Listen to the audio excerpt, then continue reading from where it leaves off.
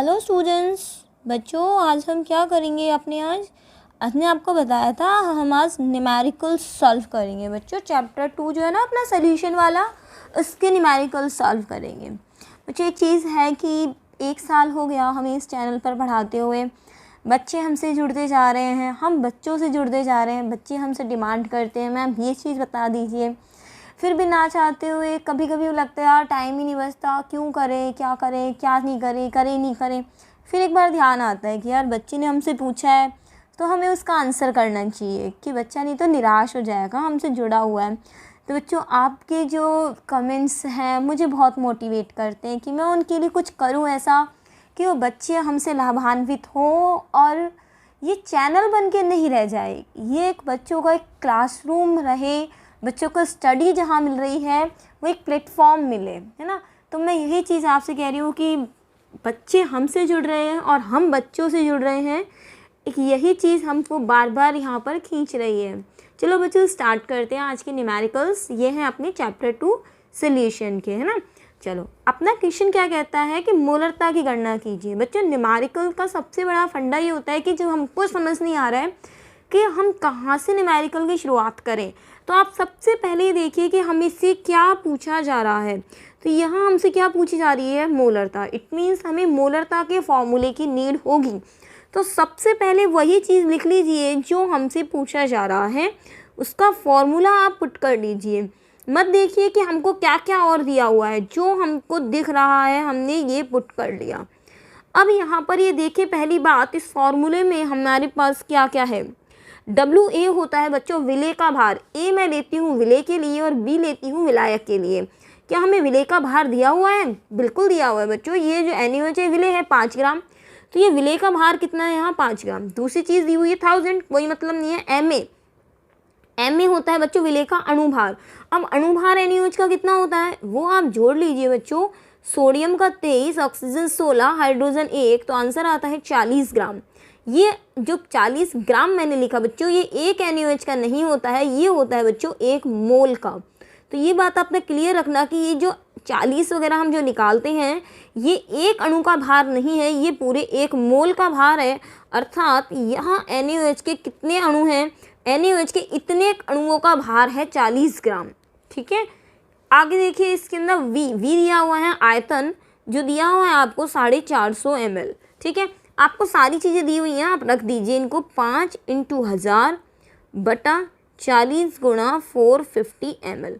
आप सॉल्व कर लेंगे इसको बच्चों। सॉल्व आप कहें तो मैं इसको छोड़ दूं थोड़ा, इसको आप करेंगे 5 8 40, कितना रह गया आपके पास, रह गया बच्चों 1000/45 × 8। अब आपका काम ये रहेगा कि जो भी न्यूमेरिकल्स आपके सामने हैं मैं उसकी फाइनल कैलकुलेशन नहीं करूँगी। इस फाइनल कैलकुलेशन का आंसर आप बताएंगे, इसमें हम टाइम वेस्ट नहीं करेंगे। ठीक है, इस फाइनल कैलकुलेशन का आंसर आपको बताना है। नेक्स्ट देखिए बच्चों, यहाँ से क्वेश्चन देखिए। नेक्स्ट कहता है हमारा 10% W/V यूरिया के विलयन की मोलरता ज्ञात कीजिए। अब बच्चों फिर से हमें क्या पूछी गई है, मोलरता यहाँ से पूछी गई है। तो कैसे ज्ञात करें मोलरता। मैम ने एक ही फंडा बता रखा है कि यहाँ से जो पूछा गया है उसका फॉर्मूला आप लिख लीजिए। तो फॉर्मूला है WA × 1000 MA × V। ठीक है, हमें क्या क्या दिया हुआ है, हमें दिया हुआ है 10% W/V। तो सबसे पहले हम इसको सॉल्व कर लेते हैं। इसका मतलब क्या है बच्चों, 10 का मतलब है यहाँ से 10 ग्राम। क्या है इसका मतलब 10 ग्राम। किसके 10 ग्राम होंगे, क्या दे रखा है यूरिया, तो 10 ग्राम है। दूसरी चीज़ हमारे सामने क्या लिखा हुआ है, परसेंटेज। परसेंटेज का मतलब क्या होता है बच्चों, 100 होता है। अब ये 100 क्या है, मैं आपको एक चीज़ बता देती हूँ। W/V लिखा है ना, इस W का मतलब होता है ऊपर वाले W का मतलब जो इस तरह से लिखी होती चीज़ें ऊपर होता है बच्चों विलेय, और नीचे जो चीज़ लिखी होती है वो क्या होता है विलयन। तो मतलब W लिखा हुआ है इसका मतलब विलेय का क्या होगा बच्चों, भार, और नीचे V लिखा हुआ है इसका मतलब क्या होगा, विलयन का आयतन। ठीक है, एक चीज़ और लिख दी है मैंने, लिख दिया V/V परसेंटेज। इसका मतलब ऊपर तो मैंने बता रखा है विलेय होता है और नीचे क्या होता है, विलयन होता है। इसका मतलब विलेय का आयतन बटा विलयन का आयतन। मैं आपके सामने लिखती हूँ W/W। ऊपर विलेय होता है नीचे विलयन होता है, अर्थात ये W का मतलब क्या होता है, भार। तो ऊपर हो गया विलेय का भार, नीचे हो गया विलयन का भार। तो हमेशा याद रखना ऊपर विलेय होता है और नीचे क्या होता है, विलयन। और W/V या W/W या V/V क्या दिया हुआ है उससे आप देख लीजिए। तो परसेंटेज का मतलब क्या है बच्चों 100। अब इस W का काम हो गया, नीचे क्या है V, तो इसका मतलब ये क्या है 100 ml क्या है विलियन है। तो इसका पूरे का मतलब हो गया 10 gram urea in 100 ml solution. ठीक है, तो अब अपने पास क्या क्या चीज़ है, W है वो 10 है इंटू 1000 अपॉन Ma क्या होता है अणुभार। तो अणुभार किसका, यूरिया का। यूरिया का सूत्र होता है NH2CO इसकी जब आप कैलकुलेट करेंगे 2 नाइट्रोजन है, 2 नाइट्रोजन मतलब 14 होता है एक नाइट्रोजन का, तो 2 का कितना हुआ 28। हाइड्रोजन कितने हैं 4, एक का एक तो 4 का 4, कार्बन का 12, ऑक्सीजन का अपना कितना होता है बच्चों 16। अब आप कैलकुलेट कर लीजिए कितना आएगा अपना 60 होता है इसका। तो अब आप कैलकुलेट कर लीजिएगा 28 4 32, 32 और 2 34, 34 और 10 44, 44 और 16 कितने आएंगे बच्चों 60 आ जाएंगे। तो 60 और V कितना दिया हुआ है बच्चों 100 दिया हुआ है ml में। तो 100 से तो ये 100 कैंसिल हो गया बच्चों, 1 10 0 से 0 कैंसिल हो गया, कितना आ गया बच्चों अपना 10/6। ये कितना हो जाएगा बच्चों अपना ये 0.1, 10 में 6 के 4, 6 छंग 36, तो 0.16 अपनी यहाँ से हो जाएगी मोलैरिटी। तो ये अपना हो गया M। आशा करती हूँ समझ में आया होगा कि ये 60 कैसे निकला है, बाकी चीज़ें हमने कैसे करी हैं। आगे देखिए बच्चों अपना, एक सेकंड ये क्या मैस हुआ पड़ा है ये देख लेते हैं हम। अगला क्वेश्चन क्या है, फिर से क्वेश्चन कहता है परसेंटेज 10% W/W जलीय H2SO4 की मोललता की गणना कीजिए। अब बच्चों यहाँ से दिया हुआ है अपने को मोललता, कोई नहीं मोललता का अपन फॉर्मूला टाइप कर लेते हैं। क्या है अपना, वो है अपना WA इंटू 1000 अपॉन MA गुणा WB। अब ये 10% W/W का मतलब क्या है, 10% W/W। अभी मैम ने बताया हमें कि जो ऊपर वाला W होता है वो विले होता है और नीचे वाला क्या होता है विलियन होता है। ऊपर क्या है W है तो ये विले का भार, नीचे क्या है विलियन का भार।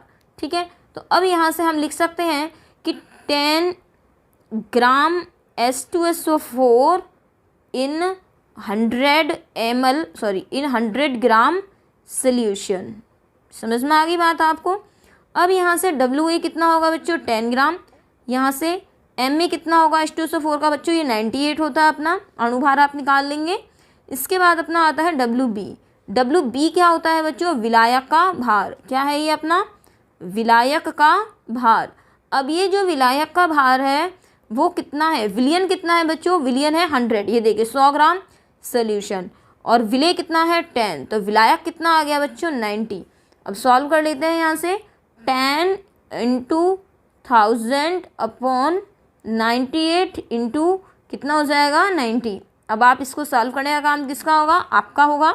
इसको सॉल्व करने के बाद आप बताएंगे कितना आने वाला है अपना। ओके, आगे स्टूडेंट क्वेश्चन देखिए, उस ताप की गणना कीजिए जिस पर 250 ग्राम जल में उपस्थित 54 ग्राम ग्लूकोज का विलयन जम जाएगा। विलयन क्या बोल रहा है, आपको टेम्परेचर निकालना है। आपको टेम्परेचर का फॉर्मूला क्या लगाएंगे, आगे देखो क्या कह रहा है, ग्लूकोज का विलयन क्या होगा बच्चों जम जाएगा। जमने की बात यहाँ से कह रहा है, इट मीन्स ये क्या कह रहा है बर्फ़ बन जाएगा, बर्फ़ बन जाएगा। इसका मतलब ये क्वेश्चन कह रहा है हिमांक वाली बात की, हिमांक में अवनमन की बात कह रहा है। तो हिमांक अवनमन का फॉर्मूला जो है वो ट्राई कर लेते हैं हम यहाँ से।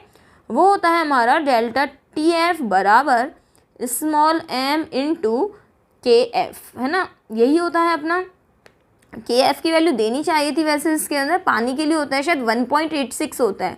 एक बार और हम देख लेते हैं कितना होता है बच्चों, 1.86 ही होता है। स्मॉल m की वैल्यू क्या होगी यहाँ से, वो होगी अपने पास, अपन लिख लेते हैं यहाँ से इसका WA इंटू 1000 और ये KF को हम आगे लिख लेते हैं अपॉन MA इंटू WB और ये हमारा डेल्टा TF, ये लिख लिया। अब वो देखो क्या क्या कहता है, वो कहता है वो टेम्परेचर बताइए जिस पर ग्लूकोज का विलयन जमेगा। ठीक है, क्या क्या चीज़ दी हुई है हमें बच्चों, WA देख लेते हैं कितना है हमारे पास, विले का भार 54 ग्राम, 250 ग्राम जल मतलब WB दिया हुआ है वो कितना है अपने पास 250 ग्राम। ठीक है, और क्या है हमारे पास, KF में आने आपको बता दिया वैसे एग्जाम में मिलेगा 1.86 केल्विन किलोग्राम प्रति मोल है।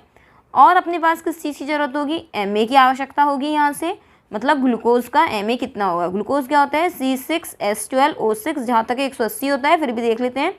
12 छिंग 72 प्लस 12, एक सेकेंड, प्लस 12 16 ऑक्सीजन का, 16 छिक 96, 6 और 2 8, 9 और 1 10, 108 108 और 72 को जोड़ लीजिए बच्चों, 180 आने वाला है आंसर। कितना आएगा ग्लूकोज का?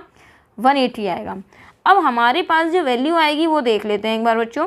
KF 1.86 है ना, इंटू WA कितना है 54 है, इंटू 1000 अपॉन MA कितना है हमारे पास 180 था वही 180, और इंटू WB कितना है अपने पास, WB है हमारा 250 ग्राम। तो ये तो कट गया बच्चों सीधा, है ना। और ये अपना 4 पंजे 20, 4 5 5 25, देखो यहाँ से अपने पास ये वैल्यू आई। अब मैं आपको एक चीज़ बता दूँ, जो भी आपका यहाँ से आंसर आएगा डेल्टा TF, वो आएगा हिमांक में कितनी कमी हुई। लेकिन आपको पता है पानी कितने पे जमता है 100 डिग्री पे। बच्चों इसको मुझे सॉल्व करना होगा, तो मैं यहाँ पे कैलकुलेटर यूज़ कर रही हूँ कि अपना आंसर कितना आने वाला है। यहाँ से एक सेकंड रुकिए बच्चों। यहाँ से जब आप इसको कैलकुलेट करेंगे तो आंसर आएगा आपका 2.232 केल्विन। अब हमें पता है यहाँ से कि पानी का जो अपने पास बिंदु होता है बच्चों, मैं इसके आगे का जो क्वेश्चन है वो यहाँ पे कर रही हूँ, है ना, कि पानी का हिमांक बिंदु, पानी का हिमांक बिंदु कितना है वो होता है बच्चों, या फिर हम इसको कह सकते हैं TF नोट कितना होता है 273 केल्विन। तो डेल्टा TF बराबर ये हिमांक, जो TF का मतलब है विलियन का हिमांक, ठीक है ना। और एक सेकेंड, यहाँ से हम लिख सकते हैं डेल्टा TF होता है हमारे पास TF नोट माइनस TF। यहाँ से डेल्टा TF की वैल्यू कितनी है 2.232, TF नोट कितना है 273 केल्विन, और हमें क्या निकालना है बच्चों यहाँ से विलियन का हिमांक। तो कितना निकल जाएगा यहाँ से, अब इसको बस माइनस करके ही हमें यहाँ देखना होगा। एक सेकेंड, ये कितना आएगा बच्चों ये देख लेते हैं यहाँ से। तो ये आप जब माइनस करेंगे तो आंसर आ जाएगा बच्चों 270.76 केल्विन, ठीक है। तो ये आ गया अपना पानी का हिमांक बिंदु। तो आपको केवल डेल्टा TF नहीं निकालना था, डेल्टा TF तो हिमांक में अवनमन होगा कि पानी अगर 0 डिग्री पे जमता है तो ग्लूकोज वाला पानी -2 डिग्री मतलब -2.2 डिग्री पे जमेगा। लेकिन अगर हम कहेंगे कि यहाँ इसको केल्विन में अगर पानी 0.0 डिग्री पे जमता है तो इसका मतलब ये हो गया 273 केल्विन पे अगर पानी जमता है तो इसके हिमांक में कितनी कमी हो गई, इसके हिमांक में कमी होगी 2.23 केल्विन की। मतलब इतना बिंदु पानी का कम कर लीजिए तो पानी जमेगा यहाँ से 270.76 केल्विन पर।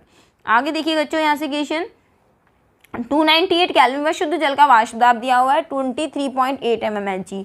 850 ग्राम जल में 50 ग्राम यूरिया है। इस विलयन के लिए वाष्प दाब और इसके आपेक्षिक अवनमन का परिकलन कीजिए। अब आपको यहाँ से इसके आपेक्षिक अवनमन को निकालना होगा कितना होता है। तो बच्चों मैं आपको आपेक्षिक अवनमन का सूत्र लिखते हैं। सीधे अपना क्या होता है बच्चों, वाष्प दाब किसका ज़्यादा होता है। अगर मान लीजिए हम भूल जाते हैं तो कैसे करेंगे, वाष्प दाब बच्चों ज़्यादा होता है किसका, विलायक का। किसका ज़्यादा होता है, विलायक। विलायक का वाष्प दाब मतलब P हो गया, और विलयन का वाष्प दाब क्या होता है, कम होता है। तो विलयन के वाष्प दाब को क्या लिख दिया, PS। ज़्यादा किसका है, विलायक का ज़्यादा है, तो हमने यहाँ से P नोट रख दिया, इसको माइनस कर दिया तो ये क्या निकल जाएगा, वाष्प दाब में अवनमन निकल जाएगा। लेकिन वो क्या कह रहा है, आपेक्षिक अवनमन। तो आपेक्षिक किससे निकाल जाएगा, विलायक से। तो P note minus PS upon P note. अब ये चीज़ तो हो गई वाष्प दाब में अवनमन कि वाष्प दाब में आपेक्षिक अवनमन कितना निकलेगा यहाँ से। अब यहाँ से अपने को एक चीज़ और लिखनी होगी यहाँ से कि P note minus PS upon P note बराबर किसके होता है, वो होता है विलेय की मोल भिन्न के, मतलब XA के। अब अपने पास सारी चीज़ें हैं, अब अपने को देखना है कि अपने को निकालना क्या है यहाँ से। तो हम ये देख लेते हैं हमारे पास क्या क्या है। हमारे पास यहाँ से टेम्परेचर है कितना है 298 केल्विन। वाष्प दाब, शुद्ध जल का वाष्प दाब, इसका मतलब P नोट है वो है 23.8 बच्चों, है ना, mmHg। 850 ग्राम जल है, मतलब ये क्या दिया हुआ है आपको, WB दिया हुआ है। यहाँ से वो कितना दिया हुआ है आपको, 850 ग्राम दिया हुआ है। 50 ग्राम यूरिया मतलब WA दिया हुआ है, वो कितना है आपका 50 ग्राम है। यहाँ से इस विलयन के लिए वाष्प दाब निकालिए, इसका मतलब PS आपको निकालना है। तो ये चीज़ें आप कैसे निकालोगे, तो आइए स्टूडेंट्स इसके बाद देखिए कैसे निकालते हैं। पी नोट की वैल्यू कितनी दी हुई है वो रख लीजिए यहाँ पर 23.8, ठीक है। माइनस अपने को पी एस तो निकालना है यहाँ से, तो ये रख दिया यहाँ पे। पी नोट वापस से कितना रखोगे 23.8 बराबर एक्स ए का मतलब होगा ए का मोल भिन्न, ए का मोल भिन्न मतलब ए के मोल बटा कुल मोल, तो N A plus N B. यहाँ से मैं आपको एक चीज़ बता दूँ बच्चों, ये जो एन ए इसी के आगे कर देती हूँ बच्चों, आगे का भी मैं, कि एन ए और एन बी में से हम कह सकते हैं कि N A is less than N B, तो यहाँ लिख सकते हैं हम यहाँ पर 23.8 माइनस पी एस अपॉन 23.8 बराबर एन ए बटा एन बी। अब ये जो एन ए बटा एन बी है ये होगा यहाँ से डब्ल्यू ए बटा एम ए, मतलब अणुभार, विलेय का भार बटा अणुभार। इसी तरह से एन बी, बी का भार बटा अणुभार। तो यहाँ एन ए बटा एन बी को क्या लिखा जा सकता है, वो चीज़ यहाँ तो या तो आप सॉल्व करके डालिए या फिर आपको जैसे मैं बता रही हूँ वैसे करते जाइए। तो ये हो गया डब्ल्यू ए बटा एम ए गुणा ऊपर जाएगा तो ये रहा जाएगा एम बी बटा डब्ल्यू बी। सारी चीज़ें अब से पुट कर दीजिए जो भी आपके पास है बच्चों। यहाँ से डब्ल्यू ए कितना है 50, यूरिया का अणुभार 60 गुणा पानी का अणुभार कितना होता है, पानी का तो भाई पानी है अगर ये यहाँ पे बिल्कुल जल दिया हुआ है, तो वाटर का अणुभार कितना होता है बच्चों 18 बटा डब्ल्यू बी कितना है 850 ग्राम है यहाँ से। तो ये आपके सामने अब ये कंडीशंस आ गई हैं। अब यहाँ से केवल आपको क्या सॉल्व करना है, पी एस को सॉल्व करना है यहाँ से। तो जितना यहाँ से बिना काटाफासी के सॉल्व हो पाता है वो तो हम देख लेते हैं बच्चों। यहाँ से 50 गुणा 18, 18 पंजा 90, ये हो गया 900 बटा ये लिख सकते हैं अपन यहाँ से 850 गुणा 60, जिसमें से भी ज़ीरो से ज़ीरो जो है आपका ये कैंसिल हो जाएगा, नीचे रह जाएगा भाई ये था ना आपका, तो ये ज़ीरो से ज़ीरो, ज़ीरो ज़ीरो दो कैंसिल हो जाएंगी, आपका बच गया 9 बटा 85 गुणा 6। अब ये 85 गुणा 6 कितना हुआ 6 पंजे 30, 8 छिंग 48, 49 51 के सही करा है ना, 6 पंजे 30, 0 लगी 3, 8 छिंग 48 और ये हो गया 49 510 आ गया यहाँ से। या आप चाहें तो इसको और काट सकते हो, 3 तिया 9, 3 दूनी 6 और इसको यहाँ से देख सकते थे आप, ठीक है। क्या आ गया अपने पास आंसर यहाँ से 23.8 माइनस पी एस 23.8 बराबर 3, ईजी कर दिया था ना, अब वो गुणा का कोई मतलब नहीं बचा, तो 8 दूनी 16 और 1 17।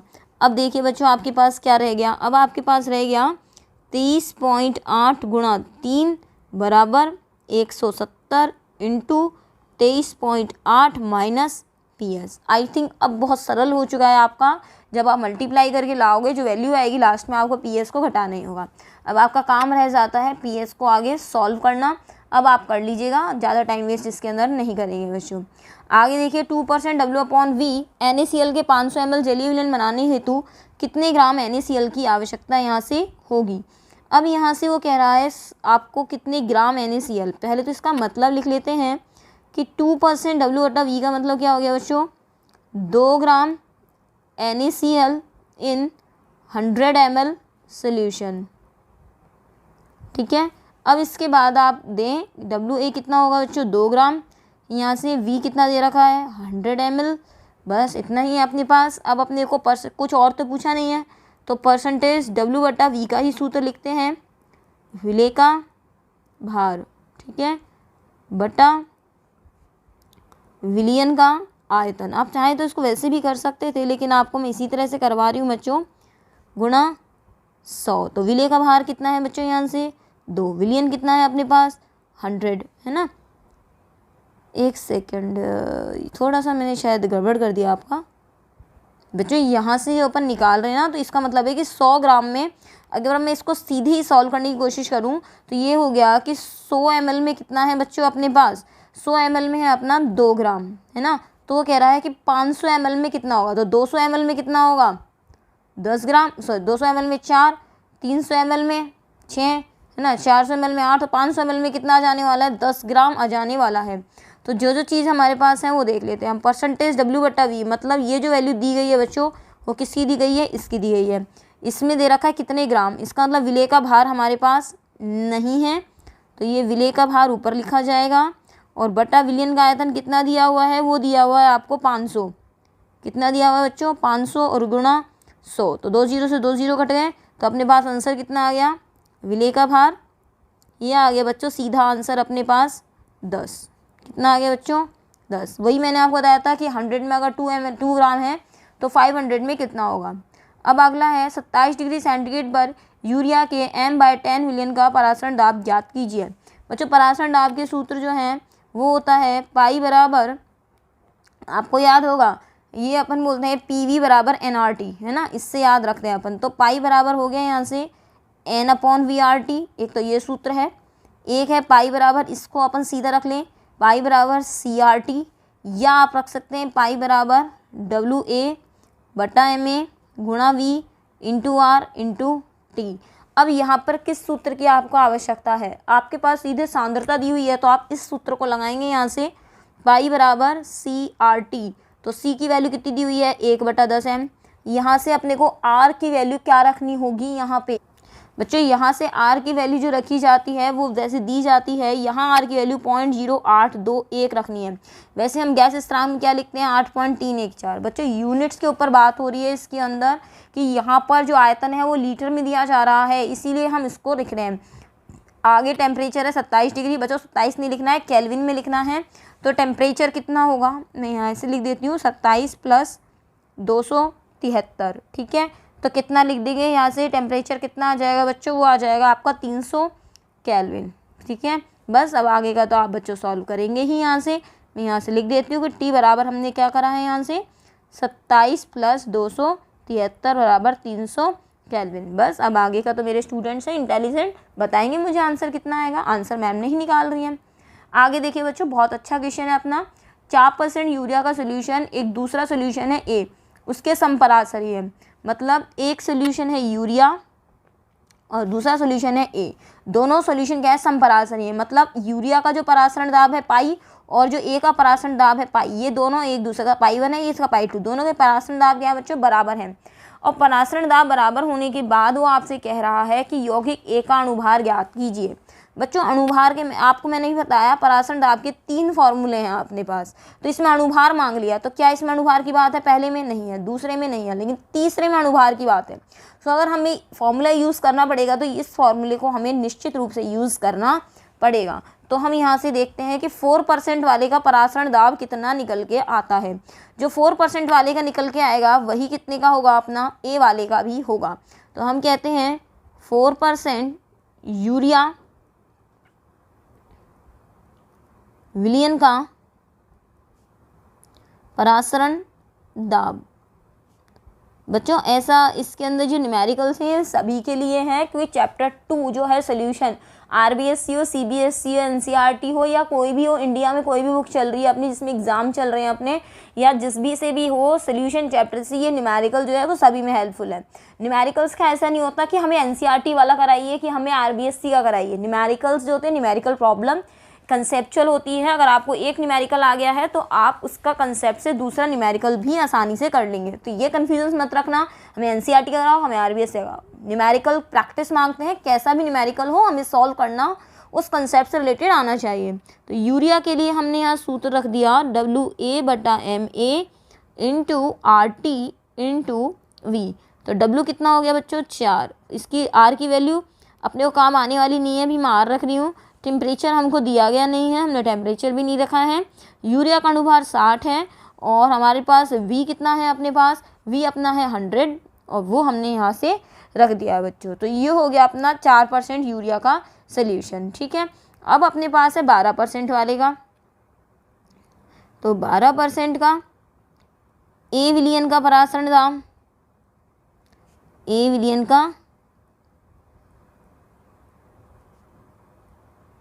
परासरण दाब कितना निकलेगा, पाई 2 बराबर वही वैल्यू आएगी WA into R into T MA into V।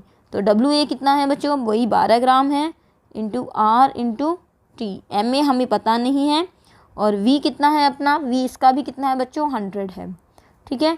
अब यहाँ से दोनों विलयनों के परासरण दाब जो हैं वो बराबर हैं, तो यहाँ से पाई 1 और पाई 2 यहाँ से हम इसको सॉल्व करें।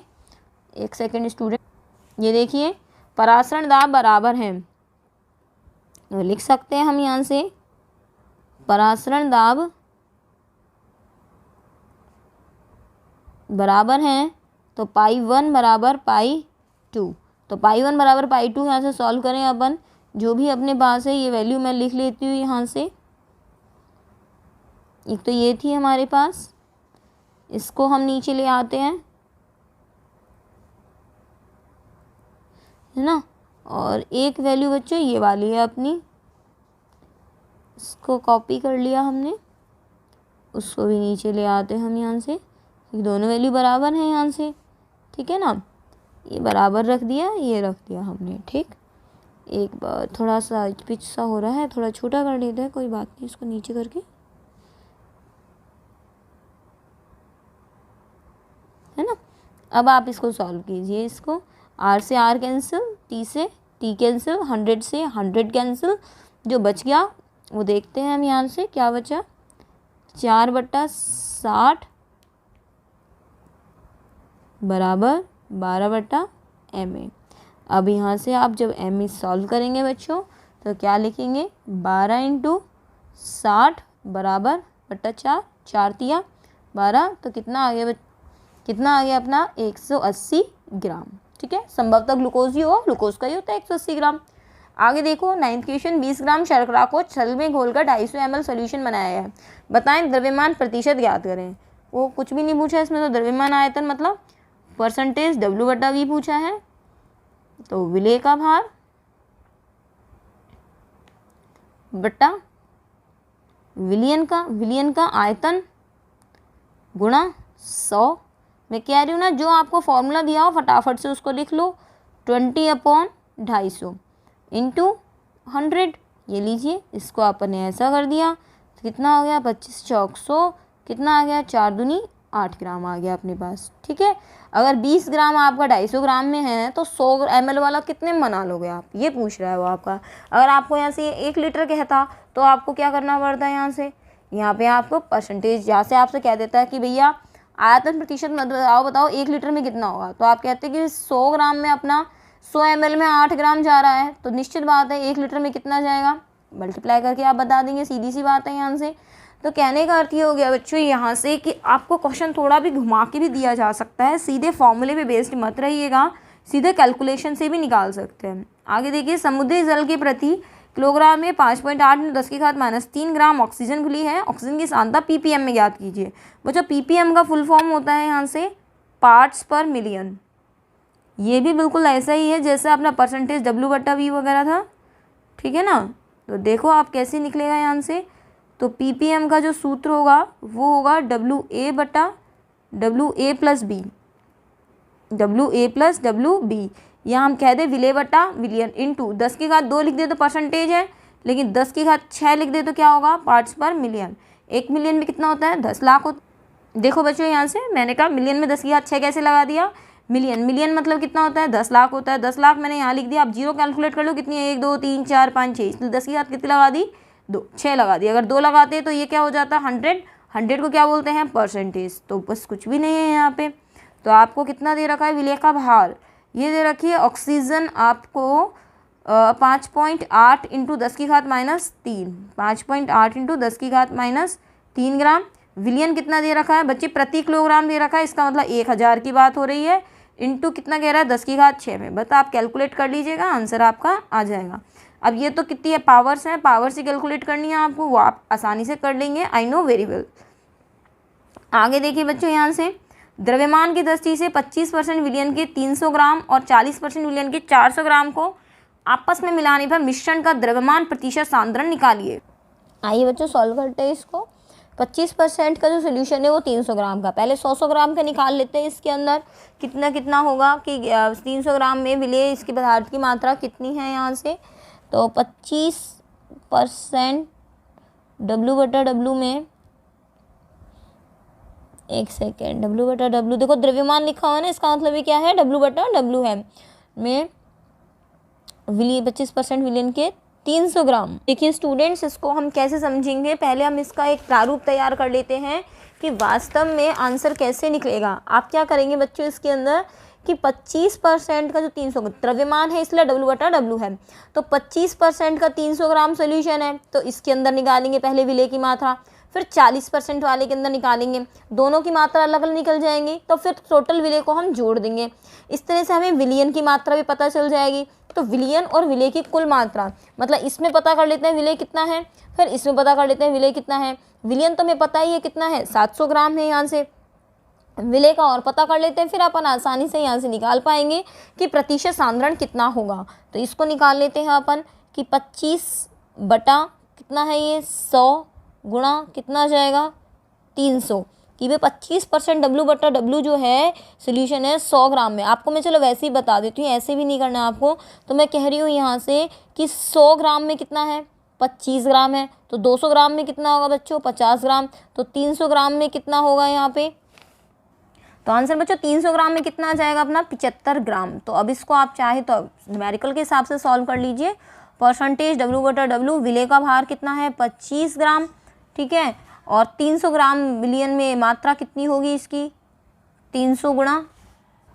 बच्चों देखो यहाँ से अब आप परसेंटेज डब्लू डब्लू थोड़ा पहले गलत लिख दिया था, वो कितना है 25, विलेय का भार निकालना है, विलियन कितना है 300 गुणा 100, तो कितना आ जाएगा यहाँ से 75, 100 से 100 कैंसिल, 25 दिया 75। तो आपको ऐसे ना लिख के बच्चों आप इसको सीधे लिखिए कि इसे विलियन के भार की मात्रा कितनी होगी। आप इसको ऐसा लिख लीजिए 25 बटा 100 गुणा 300 बराबर कितना जाने वाला है बच्चों 75। इसी तरह से कह रहा है कि 40% मिलेंगे 400 ग्राम को, तो 40% डब्लू अपॉन डब्लू के कितने में 400 ग्राम विलियन में विलेय की मात्रा वो सीधे दिख रही है हमको यहाँ से कि 100 ग्राम में अगर 40 ग्राम है तो 400 ग्राम में कितनी होगी बच्चों 160 ग्राम। आप सीधे भी निकाल सकते हैं विलेय की मात्रा। भाई 100 ग्राम में कितनी है बच्चों, 100 में 40 है तो 200 में 80, तो 400 में कितनी होगी 160। या आप ऐसा लिख लीजिए इसमें 40 बटा 100 गुणा 400, तो कितना हो गया बच्चों 160 ग्राम। ये कितना हो गया बच्चों 75 ग्राम। तो यहाँ से विलेय की मात्रा कितनी होगी, विलेय की कुल मात्रा कर लीजिए कितना होगा 75 प्लस 160। विलियन कितना होगा बच्चों, यहाँ से विलियन की मात्रा होगी यहाँ से 300 प्लस 400 ग्राम मतलब 700 ग्राम।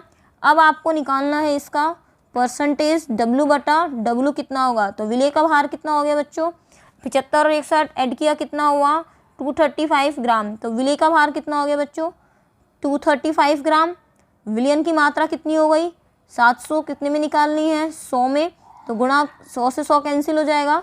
अब आप इसको कर लीजिए कितना आने वाला है बच्चों 7 या 21, फिर आप करेंगे इसे सॉल्व तो आएगा 33.5%। तो यहाँ से अगर अपन निकालें परसेंटेज डब्लू बटा डब्लू तो यहाँ से कितना आएगा 33.5% आएगा। 33.5% विलेय की मात्रा होगी। लेकिन विलियन की मात्रा कितनी होगी, यहाँ से जल की मात्रा कितनी होगी, तो जल की मात्रा इसकी मतलब माइनस कर लेंगे तो 66.5% हो जाएगा इसके अंदर जल। ठीक है, तो ये अपना क्वेश्चन हो गया। यहाँ से बच्चों वीडियो बहुत लंबा हो जाएगा, इसके बाद मेरे पास बहुत सारे मतलब ये वाला जो न्यूमेरिकल है अपने पास, तो मैं आपसे ये कहूँगी कि चलो इसको और सॉल्व कर लेते हैं। क्या है अपना फटाफट से कर लेते हैं कि 6.5 × 10⁻³ एथेन युक्त एक संतृप्त विलियन में एथेन का आंशिक दाब 1 बार है। यदि विलियन में 5.00 × 10⁻² ग्राम एथेन हो तो गैस का आंशिक दाब क्या होगा। घबराने की ज़रूरत नहीं है, इसके अंदर गैस का आंशिक दाब पूछा है। क्या क्या चीज़ पूछी है वो देख लेते हैं हम। यहाँ से एथेन का आंशिक दाब दिया हुआ है, तो एथेन का आंशिक दाब, एथेन का आंशिक दाब कितना दिया हुआ है बच्चों 1 बार दिया हुआ है। कितने पर 6.56 × 10⁻³ ग्राम एथेन आपके पास है अगर सोल्यूशन में, तो सोल्यूशन कितना है इसके अंदर इसका वो वाली बात कर लेते हैं हम यहाँ से। तो यहाँ से इसके पास सोल्यूशन है इसमें, मतलब विलियन में एथेन कितनी है, विलियन में एथेन है बच्चों आपके पास 6.56 × 10⁻³ ग्राम मान लेते हैं ना। और विलियन में अगर मान लो वो कह रहा है इतनी ग्राम अगर एथेन विलियन में हो तो क्या वाष्प दाब होगा, आंशिक दाब कितना होगा। तो बच्चों हेनरी का नियम लगाइए। हेनरी का नियम कहता है यहाँ से कि विलयन में गैस की मात्रा बराबर किसकी होती है, के इंटू क्या लिखेंगे यहाँ पे, दाब। ठीक है, तो कितने हैं मात्रा यहाँ पे इसकी, वो है हमारे पास 6.56 गुणा 10 की घात -3। के है हेनरी स्थिरांक, दाश दाब इतना है, यहाँ से के कितना है 1 बार, तो यहाँ से के की वैल्यू कितनी आ गई बच्चों, सॉरी यहाँ पर अपने पास, हाँ के की वैल्यू कितनी आ गई 6.56 गुणा 10 की घात -3। अब वो कह रहा है कि 5.00 10 -2, तो 5.00 गुणा 10 की घात -2 ग्राम युक्त एथेन का आंशिक दाब कितना होगा, आंशिक दाब कितना होगा। तो वो आंशिक दाब देख लेते हैं कितना होगा, वापस से यही सूत्र रखते हैं के पी, तो एम कितनी दी हुई है यहाँ से 5.0 इंटू 10 की घात -2, के की वैल्यू कितनी आई 6.56 गुणा 10 की घात -3, और निकालना क्या है यहाँ से इसका प्रेशर, आंशिक वाष्प दाब कितना होगा। बस अब आपका काम आने वाला है बच्चों, आगे का आप सॉल्व करेंगे अपॉन 6.56 गुणा 10 की घात -3। ठीक है, अब बस इसके बाद आंसर आ जाएगा। हेनरी के नियम पर बेस्ड ये क्वेश्चन था, मैंने आपको सॉल्व करवा दिया। बच्चों इसके अंदर कुछ क्वेश्चंस अभी भी नहीं आए हैं, वो हैं वांटाफ गुणांक से जो रिलेटेड क्वेश्चन है, वो इसके अंदर एक भी नहीं आया है। मैं आपको इतना बता दूं, वांटाफ गुणांक से रिलेटेड है या फिर और जो थोड़े बहुत न्यूमेरिकल्स हैं वो हम आपको नेक्स्ट वीडियो में अवेलेबल करा देंगे। वीडियो बहुत लंबा नहीं हो जाए इसीलिए मैं इसको यहीं स्टॉप करूँगी। बच्चों आपके लिए जो भी बच्चे इस साल एग्ज़ाम देने वाले हैं उनके लिए सफिशिएंट शायद रहेंगे। इसके अंदर आपका वाष्प दाब का क्वेश्चन आ चुका है, इसके अंदर आपका एक क्वेश्चन आपका हिमांक अवनमन का भी आ चुका है, इसके अंदर ना कितने पे जमेगा, उन्नयन का भी उसी तरह से हो जाएगा। आपका परासरण दाब का क्वेश्चन आ गया है, संपरासरी विषमपरासरी, संपरासरी विलयन होंगे तो अणुभार केस निकलेगा, वो क्वेश्चन आ गए हैं। आपके परसेंटेज वाले क्वेश्चन आ गए हैं, तो ऑलमोस्ट जो इस साल बच्चे पेपर देंगे उनके लिए आ गए हैं। अब जो इसके अंदर रिवाइज न्यूमेरिकल और रह रहे हैं वो हम नेक्स्ट वीडियो में सॉल्व करवा देंगे बच्चों, उसमें टाइम लग सकता है आपके लिए, मैं प्लेलिस्ट में ऐड कर दूंगी जैसे ही नेक्स्ट वाला वीडियो बन जाएगा। और बच्चे आप हमसे कह रहे हैं कि मैडम रिवीजन करा दीजिए, रिवीजन करा दीजिए, तो बच्चों कोशिश कर रही हूँ मैं आपके लिए कि एक चैप्टर का रिवीजन जो है वो आपका एक साथ आ जाए। ठीक है, और एनसीईआरटी जो इस साल बच्चे पढ़ने वाले हैं प्लीज़ उन तक ये चैनल ज़रूर शेयर कीजिए, उन तक भी पहुँचाइए, अपने जूनियर्स तक पहुँचाइए कि मैम की मेहनत सफल हो पाए। जो नेक्स्ट ईयर के बच्चे आने वाले हैं उनके लिए भी हम वीडियोज़ लगातार बना रहे हैं। Thank you students. आपके प्रीवियस ईयर के क्वेश्चन पेपर सॉल्व आपको चाहिए तो प्लीज़ हमें मैसेज करिएगा कि हाँ 2016 से 2020 तक के क्वेश्चन पेपर मैम सॉल्व करवा दीजिए, हम आपके लिए वो भी लेकर आएंगे 2016 से 2020 तक के क्वेश्चन पेपर। इसके लिए ज़रूर बताइएगा कि आपको 16 से 20 तक के क्वेश्चन पेपर चाहिए या नहीं। Thank you students, bye bye.